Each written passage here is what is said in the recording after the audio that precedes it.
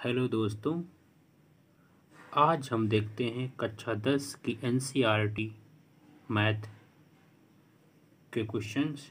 पहले हम स्टार्ट करने से पहले हम आपको कुछ बेसिक जानकारी दे देते हैं जिनका यूज आगे के चैप्टरों में होगा।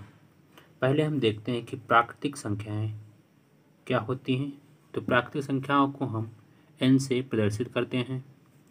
प्राकृतिक संख्याएं वे होती हैं जिससे हम कोई चीज़ काउंट करने के लिए लेते हैं, जैसे 1, 2, 3, 4, 5, 6, 7, 8, 9 ऐसे इन्फिनिटी तक होती हैं। तो हम प्राकृतिक संख्याएं क्या होती हैं, 1 से स्टार्ट होती हैं और इन्फिनिटी तक जाती हैं। आगे हम देखते हैं फिर पूर्ण संख्याएं क्या होती हैं। इन अंग्रेजी में हम होल नंबर कहते हैं और इसको W से हम प्रदर्शित करते हैं। तो पूर्ण संख्या हमारी जो होती हैं, पहले हम लोगों ने जाना कि काउंट करने के लिए 1, 2, 3, 4। अब पूर्ण संख्या जो होती हैं 0 से स्टार्ट होती हैं। 1, 0, 1, 2, 3, 4, 5, 6, 7 डैश डैश डैश आगे से चलती रहेंगी इन्फिनिटी तक। ठीक, तो हमने जाना कि पहली पूर्ण संख्या बताइए, प्रथम पूर्ण संख्या कौन होती है। प्रथम पूर्ण संख्या क्या है। आप देखा होगा, आपने देखा कि 0 से स्टार्ट होती है, इसका मतलब 0 जो है प्रथम पूर्ण संख्या है। ठीक, अब आगे हम देखते हैं इसी प्रकार से। आगे हमने देखा इंटीजर्स। आगे हम देखते हैं कि इंटीजर्स पूर्णांक क्या होते हैं। पूर्णांक हम देखते हैं क्या होता है। पूर्णांक होते हैं ये हमारे, देखो, माइनस इन्फिनिटी से स्टार्ट होते हैं, 0 बीच में आता है, फिर प्लस इन्फिनिटी तक जाते हैं। तो हम इसको लिख सकते हैं कि से इधर से स्टार्ट होगा, माइनस इन्फिनिटी कोई संख्या जैसे आई 5, -4, -3, -2, -1, यहाँ पे आएगा 0, फिर आएगा 1, 2, 3, 4, 5, फिर 6 डैश डैश डैश इन्फिनिटी तक आएगा, डैश डैश डैश इन्फिनिटी तक आएगा। ठीक, इस प्रकार से हम कह सकते हैं जो पूर्णांक संख्याएं होती हैं वो प्लस में भी होती हैं और माइनस में भी होती हैं, एंड 0 भी इसके अंदर होता है। ठीक, तो अब इसके अंदर डिफाइन करने के लिए हम कुछ और जानते हैं। जो प्लस होती हैं 0, 1, 2, 3, 4, 5, 6, इनको हम बोलते हैं धन पूर्णांक या बोलते हैं, कह दें, पॉजिटिव इंटीजर। ठीक है, पॉजिटिव इंटीजर। और जो माइनस की संख्या होती हैं उन्हें हम बोलते हैं ऋण पूर्णांक या ऋणात्मक पूर्णांक बोलते हैं। 0 तुम्हारा एक धन पूर्णांक है,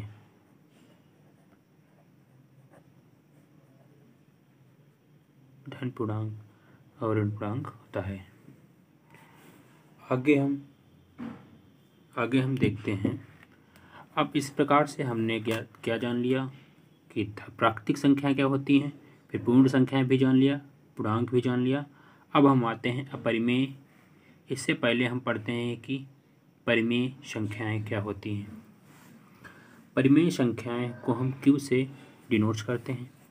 परिमेय संख्याओं को लिखने के लिए P/Q की आवश्यकता होती है। P/Q देखते हैं। P/Q, P जो होता है ये पूर्णांक होना चाहिए, Q भी तुम्हारा एक पूर्णांक होना चाहिए। पूर्णांक।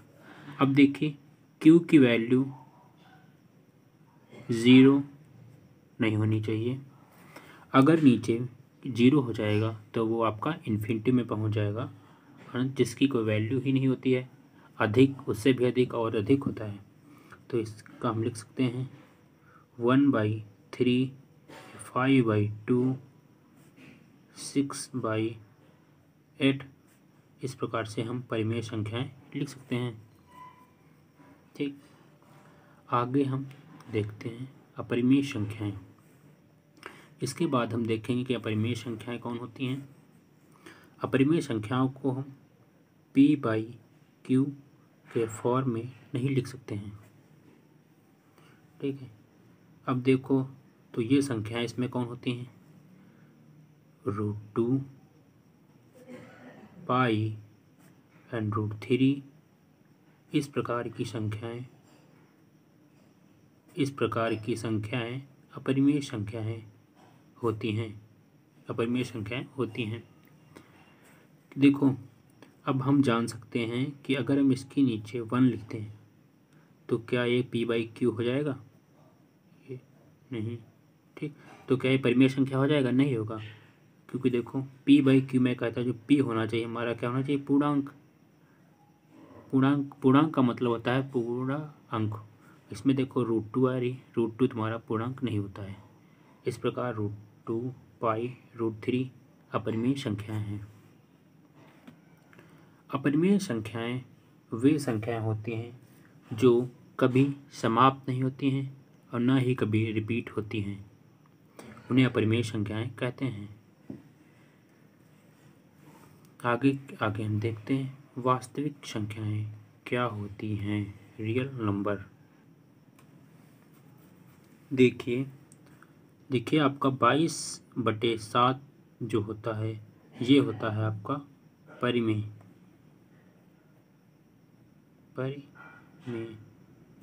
जबकि पाई तुम्हारा होता है अपरिमेय।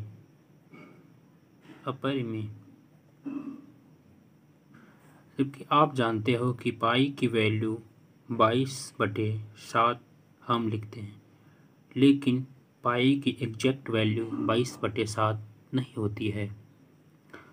आगे हम कुछ क्वेश्चन देखते हैं। आगे हम कुछ महत्वपूर्ण प्रश्नों को देखते हैं जो हम पीछे पढ़ चुके हैं, उनके अब हम कुछ महत्वपूर्ण क्वेश्चन करते हैं। पहला क्वेश्चन हम पढ़ते हैं, प्रथम प्राकृतिक संख्या है। प्राकृतिक संख्या हमारी स्टार्ट होती थी 1 से, 1 2 3 4 5 6 डैश डैश डैश इन्फिनिटी तक जाती थी। तो प्रथम प्राकृतिक संख्या क्या है, 0 हमारी प्रथम क्या है, तो आंसर नंबर बी राइट। प्रथम प्राकृतिक संख्या हमारी 1 होती है। अगला क्वेश्चन हम देखते हैं, धनात्मक पूर्णांक बताइए। -9 या -1। Option number C 5/2, option number D 1। तो धनात्मक पूर्णांक हमारा ऑप्शन नंबर डी राइट होगा। अगला क्वेश्चन देखते हैं, प्रथम पूर्ण संख्या बताइए। Option number 1, option number B 0, option number C 2, option number D 3। तो प्रथम पूर्ण संख्या क्या होती है, पूर्ण संख्या हमारी 0 से स्टार्ट होती, 0 1 2 3 इन्फिनिटी जाती हैं। तो प्रथम पूर्ण संख्या हमारी 0 हो जाएगी। परिमेय संख्या है, परिमेय संख्या को हम लिखते हैं p/q में q can not equal to 0, तो √2 हमारी यह परिमेय संख्या है। पाई तुम्हारा क्या है, परिमेय संख्या है। और इसी प्रकार से 22/7 तुम्हारी परिमेय संख्या है। √5 तुम्हारी अपरिमेय संख्या है। इसी प्रकार से हम अब कल चैप्टर यूक्लिड की प्रमेय से स्टार्ट करेंगे। Thanks for watching my video.